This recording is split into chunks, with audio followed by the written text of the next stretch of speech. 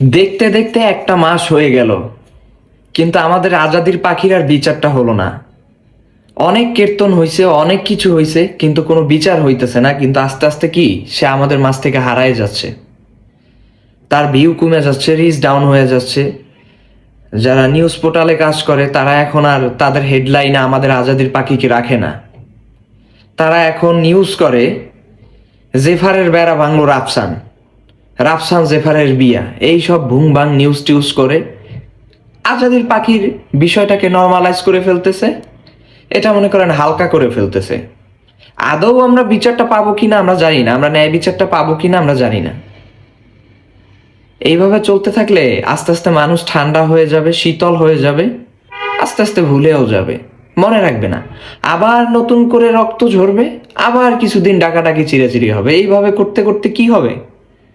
যারা প্রতিনিয়ত অন্যায় করে, অবিচার করে, তারা সুন্দর মনে করেন ষাঁড়ের বুকের বুদাম ফুলে হাঁটবে, আর এক একজনের পিছন থেকে ঠুস ঠুস কইরা মনে করেন ট্যাবলেট ভরে দিয়ে যাবে। এইভাবেই চলতে থাকবে না? হ্যাঁ, এইভাবেই চলতে থাকবে।